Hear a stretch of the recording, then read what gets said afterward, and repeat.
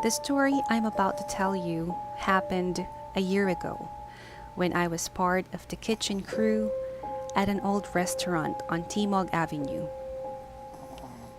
At night, I could feel that someone was watching me, or someone would whisper in my ear, even though nobody was around. Even in the comfort room, customers would complain of being watched, and the scent of lighted candles filled the area. If you sat in the center cubicle of the women's CR, you could feel a strong presence hanging above it. We were preparing cake orders for the Christmas season one December. We have this old walk-in Chipak chiller to house the large cakes. When the delivery van came by at around 1 in the morning, I went inside the chiller to check the temperature. As I opened the door, I saw something that made me go pale, and my hair stood on end. Lying inside was a balding man in his late 20s. In his right hand was a wooden cross. He held a knife in his left. I stood there speechless and unable to move. I closed my eyes, hoping the apparition would disappear. When I opened my eyes, the man was looking at me. I stood there petrified. The man extended the bloody arm holding the knife and pointed it towards me. I screamed and ran. The delivery guy calmed me down. My crewmate, who had been working there for 15 years, told me I had just seen Roland. The delivery guy. Roland was the guard on duty, and part of his job was to check on the cakes. One night, he went inside one of the walk-in chillers to check its temperature when he absent-mindedly closed the door, locking himself inside. The chiller could only be opened from the outside, and it was impossible for him to get out. He banged and kicked at the door, but to no avail. He was only found the next day when the delivery van driver and the manager came to check on the chiller. The police said Roland died of freezing. Some have said that as he struggled for air inside, he cut his wrists to quicken his death, hence his bloody hand.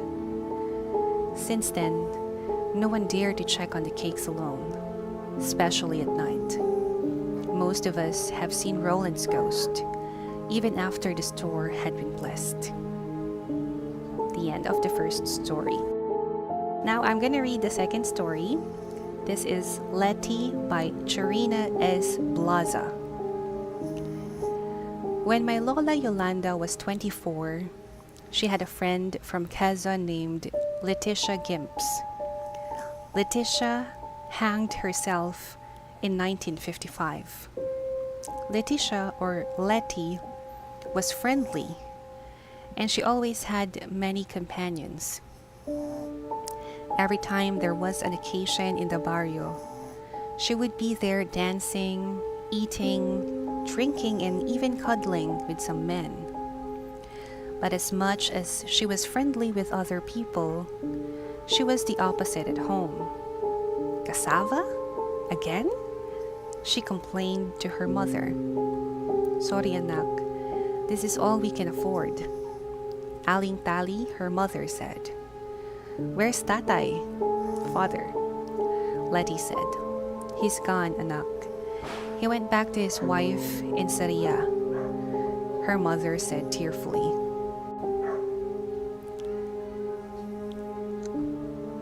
Curse word. Pambihira naman talaga si tatay. Letty screamed as she left the house. Letty never returned to her house, leaving her mother and her younger sister to fend for themselves. For the next 3 years, Aling Tali did not eat or or sleep well. She was always worried about Letty's fate. She eventually got sick, and her neighbors brought her to the hospital. Lena, Letty's sister, took over her mother's job as a chick vendor. One day, Lena noticed a familiar face in a tabloid newspaper. It was her sister Letty. She had become an actress in Manila. When Aling Tali got better, she went back to work. She and Lena sold chicks by the roadside to earn enough money to get to Manila. Upon their arrival in Manila, they discovered that Letty was in Valenzuela, acting in a street play. They went there and watched the evening show. Afterwards, they approached their beloved Letty. "Who are you? Go away!" Letty cried upon seeing them. "Leave me alone." Those words hurt Aling Tali, but she didn't give up. Every time there was practice, she would be there, watching and smiling at her daughter. Letty continued to ignore her. After a year and a half, Letty had become quite successful as a stage actress. All through that time, her mother would watch and smile at her. Letty wouldn't mind her, not even sparing her a look. But one day, she glanced at her mother. She was watching her, as always. But Letty saw that her mother's nose was bleeding. The other day, she saw her mother losing her hair. At times, she saw her pale and her eyes white. But Aling Tali was always smiling. Sometimes Letty would hear chopping sounds, which reminded her of her mother slicing the cassava. She would also hear chicks under her bed. Letty shared all this with my Lola Yolanda, who was her assistant at that time. Lola assumed they were just hallucinations caused by the pills Letty took. The worst, according to my Lola Yolanda, was when Letty told her that she saw her mother with a bleeding face and her teeth had fallen off. She was crying, but smiling still. Letty wanted to run outside the room, but Aling Tali was standing by the door and slowly approached her. Letty covered herself with a blanket. When she dared to look again, the image of her mother had disappeared. The next day, Letty searched for her mother. My Lola and Letty eventually found her house in Balagtas, Bulacan on Christmas Day. Letty's younger sister Lena met them. Letty asked her where her mother was because she wanted to apologize. "You can never do that," Lena said. "Nanay died 2 days after she talked to you." Shocked, Letty could only cry. "Nanay was rushing to your set to give you a letter, but she was hit by a speeding car." Lena went on to describe how the blood burst from her face and how her teeth fell to the ground. Aling Tali died on the spot. Before my Lola and Letty left, Lena gave their mother's letter to her sister. The following day, my Lola found out that Letty had committed suicide. In Letty's pocket was the letter from her mother. "Take care, love, Nanay," was all it said. The end. Third story, Intramuros Shadow, by Alexander John M. Dugho. The walled city of Intramuros is a place where we can go to relax. have fun, or simply hang out. It has become a center of enjoyment. But Intramuros served as a battleground during the World War II. There is no doubt that many people died there during the war. And there is no doubt that it is haunted. What with all the spirits roaming the grounds? A friend of mine who was sensitive acts strange there. Knowing her abilities, I would sometimes ask her, "May nakikita ka, no? You're seeing something." But she would never tell us whatever it was she saw. The first time I saw her bothered was when we did a shoot there last semester, when we had to make a movie as a final project. We had chosen Intramuros as one of our locations for a night shoot. At first, I didn't know why my friend suddenly announced a cut. We walked over to her and asked her what was the matter. She indicated the video camera and told us to watch the playback. She replayed the scene we had just taken, and we saw that it blurred many times. The camera was mounted on a tripod, which immediately ruled out shaky hands. The image just suddenly blurred but returned to normal. My sensitive friend told us that it was a mist ghost. Maybe it was just some technical glitches, but none of us could explain what happened. But what really scared me happened last October 22, a Friday. We had received our class cards and we decided to hang out in Intramuros to celebrate. My parents were not keen on letting me stay out late, and so by 8 o'clock, I bid my friends farewell and asked them if anyone else was leaving. Oma and Dida said that they too had to go home and walked with me to the exit. As we climbed down the wall, Dida spotted a group of freshmen, one of which lived near her. She bid us goodbye and went with the freshmen, much to Oma's indignation, for she had expected Dida to accompany her on the trip home, and now she was making the trip alone.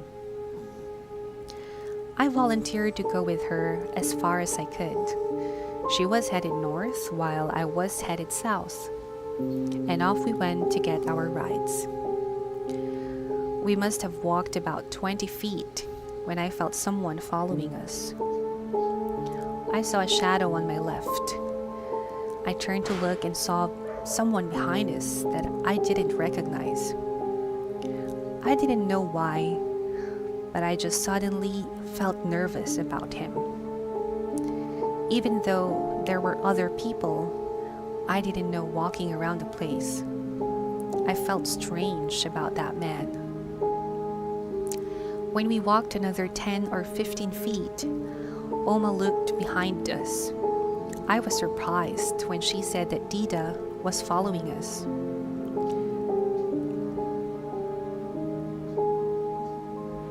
I also looked, and indeed, Dida was standing there looking at us.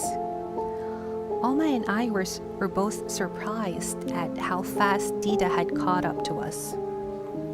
I felt something wrong with the situation, but I couldn't place my finger on. "Sinundan mo pala kami?" "So, you followed us after all," I said. Oma, who was still feeling a bit resentful, said, "Sige, ganyan ka, Dida. Lagi mo lang akong iniiwan." "You're like that, Dida. You always leave me." Dida just laughed her unmistakable laugh. "Let's go," I said, and we resumed walking. After taking a couple of steps though, Oma and I turned around at the same time to find out that Dida had vanished. If she had walked away, we would have been able to see her. I felt a cold chill creep up my spine, and I'd bet Oma was feeling the same thing too. At first, we asked each other where Dida could have gone, but feeling it was something we could not explain, we continued on home. The feeling of someone following us did not go away the whole time we were there.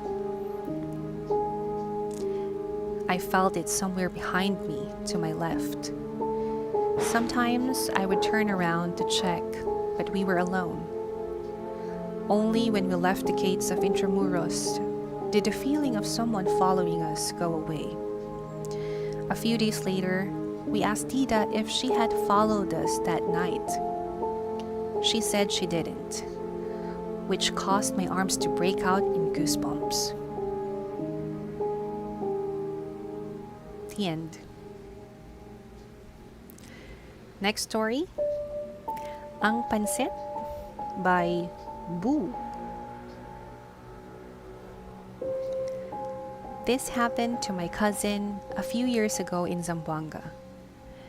It had been 10 years since my cousin's father had died.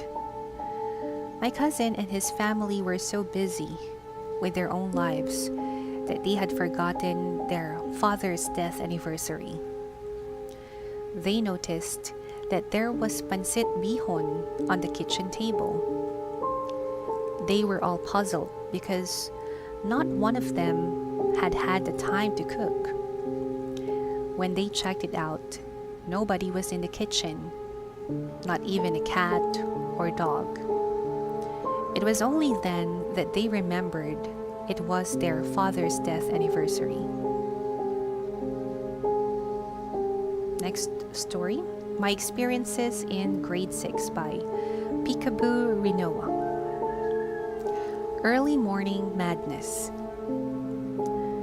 This story happened when I was grade 6. I was studying in a Catholic school in Caloocan. I wake up at 4 because the school service picks me up at 5, and we usually get to school by 5:30, long before the flag ceremony at 6:30. One December morning, I decided to go up alone to my classroom to finish my social studies assignment. My classroom was on the top floor, and it was my barkada's habit to wait for each other by the entrance before heading to our room. As I climbed the stairs, I felt that the air was unusually cold and a bit eerie. In the classroom, I closed the windows, but even with them closed, I still felt cold. My friends haven't arrived yet when I finished my assignment. Thinking that they were downstairs by the entrance waiting for me, I decided to go down and meet them. I made a detour to the bathroom first to tidy up and relieve myself. When I looked in the mirror, I heard running water in the last cubicle. Even though I was scared, I forced myself to investigate. My mind was filled with scary images of headless priests and white ladies. There was no one in the cubicle. I was totally alone in the bathroom. I closed the cubicle door and went back to the mirror to fix my hair. I felt myself being watched. I turned around to look at the door to the bathroom, but nobody was there and nobody had come in. When I looked back at the mirror, I saw a black lady beside me. I couldn't scream. It seemed like my voice box had turned to ice. My legs felt weak and I went down to my knees. Nothing registered in my mind, not even the ringing of the first bell that signaled the flag ceremony. I felt her eyes pierce my very being. I could not even blink. When I slumped to the door, the lady was still looking at me. After what seemed like hours, she disappeared. I unsteadily got to my feet and ran down to the quadrangle. It was still dark and I felt someone following me. My friends asked me where I had been as I joined the line. I tried to talk, but no words came out. When the ceremony started, it was an effort to participate, especially during the Panatang Makabayan, because I was still shaking from my experience. Only when we got to our classroom did I tell them what happened. They screamed in fright, and none of us ever used that CR ever again. After that event, I was able to perceive the unseen with my sixth sense. That experience opened my third eye. But I'm not too thrilled by this gift. Who in his right mind would want to see scary creatures every day?